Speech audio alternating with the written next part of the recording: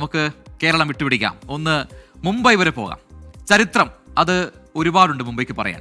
നിരവധി ചരിത്ര ശേഷിപ്പുകൾ നമുക്ക് ഇപ്പോഴും ഈ നഗരത്തിൽ കാണാൻ കഴിയുന്നുമുണ്ട്. പതിറ്റാണ്ടുകളായി മുംബൈക്കാരെ മധുരമുട്ടുന്ന ചില ബേക്കറികൾ കൂടി അതിലുണ്ട് എന്നതാണ് യാഥാർത്ഥ്യം. ഈ ബേക്കറികൾക്കെല്ലാം വലിയ പാരമ്പര്യമുണ്ട്. അവിടുത്തെ രുചിക്കൂട്ടുകൾക്കുണ്ട് ചില സീക്രട്സ്. അപ്പോൾ മുംബൈയിലെ പഴമയുടെ രുചി തേടി തുടരുന്ന ബേക്കറികൾ തേടി ശ്രീനാഥ് ചന്ദ്രൻ നടത്തിയ യാത്രയാണ് അടുത്തത്. നമുക്കും അതൊന്ന് കണ്ടുവരാം. നമസ്കാരം. പഴമയുള്ള നിരവധി കാഴ്ചകളുള്ള നഗരമാണ് മുംബൈ. മുംബൈയുടെ പഴയകാല രുചി തേടിയാണ് ഇന്നത്തെ നമ്മുടെ യാത്ര. പഴയകാല ബേക്കറികൾ തേടി.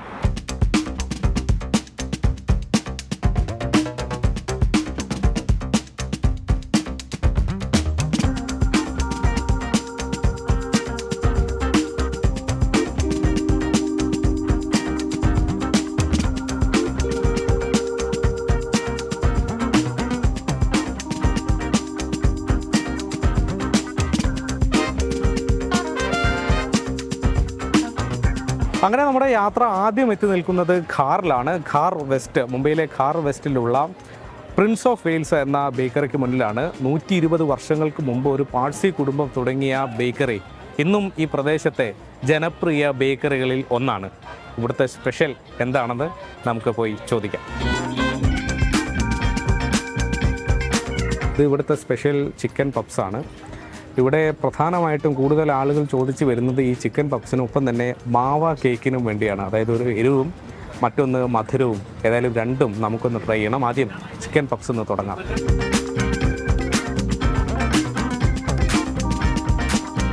വെറുതെ അല്ല ആളുകൾ ഈ ചിക്കൻ പപ്സ് കഴിക്കാൻ ഇവിടേക്ക് വരുന്നത്.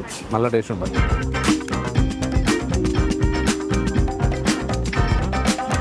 एक മാവ കേക്ക്. നമ്മുടെ നാട്ടിൽ കിട്ടുന്ന പേപ്പർ ഇതുമില്ലേ, കപ്പിൽ കിട്ടുന്ന കപ്പ് കേക്കില്ലേ, ഏതാണ്ട് ആ രൂപമാണ്. ടേസ്റ്റിൽ ചെറിയൊരു വ്യത്യാസം, പക്ഷെ നല്ല രുചിയുണ്ട്. പഴയ ആ തനത് രുചി ഇപ്പോഴും ഇങ്ങനെ നിലനിർത്തി പോരുന്നു എന്നതായിരിക്കും ഒരുപക്ഷേ വർഷം 120 കഴിഞ്ഞിട്ടും ഈ സ്ഥാപനത്തെ ഇങ്ങനെ പോപ്പുലറാക്കി നിർത്തുന്ന ഒരു ഘടകം.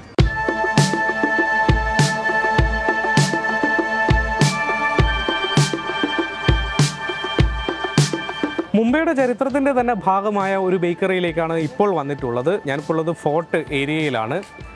മുംബൈയിലെ CST റെയിൽവേ സ്റ്റേഷന് ഏതാണ്ട് അടുത്ത് വരുന്ന ഒരു ഭാഗത്താണ് ഞാനുള്ളത്. ഇവിടെയുള്ള യസ്ദാനി ബേക്കറിയിലേക്കാണ് നമുക്ക് പോകേണ്ടത്. യസ്ദാനി ബേക്കറി പഴയ കാലത്തെ അതേ തനത് രൂപത്തിൽ തന്നെ ഇന്നും നിങ്ങൾക്ക് കാണാൻ കഴിയും എന്നതാണ് കാഴ്ചയിൽ അതിൻ്റെ ഒരു പ്രത്യേകത. ഇവിടെ വന്നപ്പോൾ രസകരമായ മറ്റൊരു കാഴ്ച കൂടി കണ്ടു. ഇവിടെ ഒരു SD ബൈക്ക്, പഴയ SD ബൈക്ക് കൂടി ഇതിന് മുന്നിൽ കാണാൻ കഴിയും. ഏതായാലും നമുക്ക് ഈ ബേക്കറിക്ക് അകത്ത് ചെന്ന് എന്തൊക്കെ കാര്യങ്ങളാണ്, എന്തൊക്കെ വിഭവങ്ങളാണ് അവരുടെ പക്കലുള്ളത് എന്നറിയേണ്ടിയിരിക്കുന്നു. ഈ പടികൾ ഇങ്ങനെ കയറുമ്പോൾ ഈ സൈഡിൽ ഇങ്ങനെ ഈ ബേക്കറിയുടെ ആരാധകർ ഒരുപക്ഷെ വരച്ചു കൂട്ടിയ ചിത്രങ്ങളായിരിക്കാം, പലതരം ചിത്രങ്ങൾ ഇങ്ങനെ കാണാൻ വേണ്ടി കഴിയും. എന്തായാലും നമുക്ക് നോക്കാം അകത്ത് ചെന്ന് എന്തൊക്കെ കാര്യങ്ങളുണ്ടെന്ന്.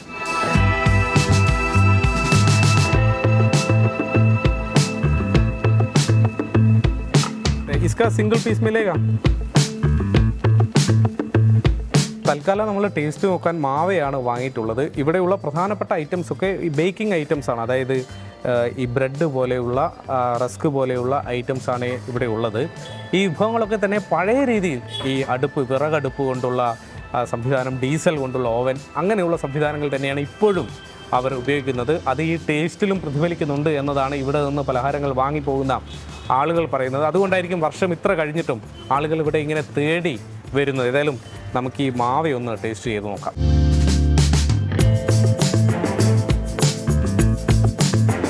സെൻ മെഹർവാൻ എന്ന ഇറാനിയൻ ബേക്കറാണ് 1953 യസ്ദാനി ബേക്കറി ആരംഭിക്കുന്നത്. തുടക്കത്തിൽ അതൊരു ഇറാനിയൻ കഫേ മോഡലായിരുന്നു. ഇരുന്ന് ആളുകൾക്ക് ചായ കുടിക്കാനൊക്കെയുള്ള സൗകര്യമുണ്ടായിരുന്നു. ഇപ്പോഴേതായാലും ഒരു ബേക്കറി മാത്രമാണ്. പഴയ അതേ തനിമ നിലനിർത്തുന്നതിനോടൊപ്പം തന്നെ പുതിയ ചില ഇനങ്ങൾ കൂടി അവർ ഇപ്പോൾ ഉൾപ്പെടുത്തിയിട്ടുണ്ട്. അതിലൊന്നാണ് ഈ ഒനിയൻ ബിസ്ക്കറ്റ്. വിദേശികളായ പല ആളുകളും, ഇങ്ങനെ വിദേശ സഞ്ചാരികൾ പലരും ഇങ്ങനെ തിരഞ്ഞ് ഈ ബേക്കറിയിലേക്ക് എത്താറുണ്ട്, അവർക്ക് ഇഷ്ടപ്പെട്ട ഇനങ്ങൾ തേടിക്കൊണ്ട്. അപ്പോൾ ഹമേശ യഹാസെ लेता है? कभी कभी लेते हैं, इतना लंबा घर है तो भी यहाँ से लेके जाते हैं. ब्रेड अच्छा है ना इसलिए. अच्छा,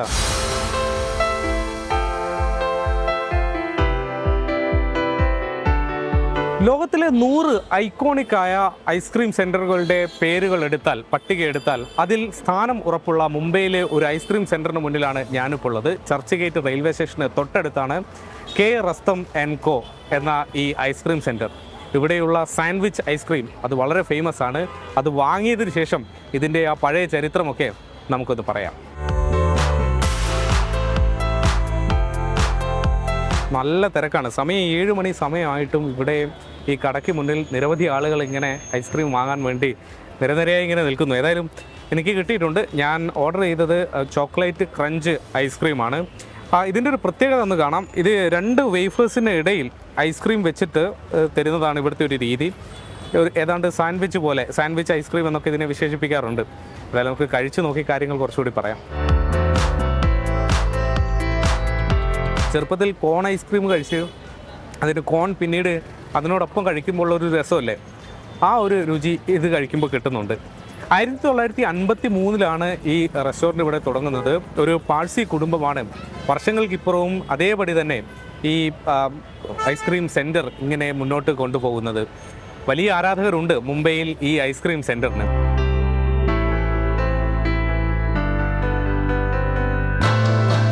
ഏതാണ്ട് ഞാൻ അവിടുത്തെ ഈ ഇനങ്ങളുടെ പട്ടിക ഇങ്ങനെ പരിശോധിക്കുകയായിരുന്നു. ഏതാണ്ട് 50-ലേറെ തരം ഫ്ലേവറുകൾ ഇവിടെയുണ്ട്. അങ്ങനെ ഇഷ്ടമുള്ള ഫ്ലേവർ തിരഞ്ഞെടുക്കാനുള്ള ഒരു സൗകര്യം ഏതായാലും ഇവിടെ എത്തുന്ന ഐസ്ക്രീം ആസ്വാദകർക്ക് കിട്ടും.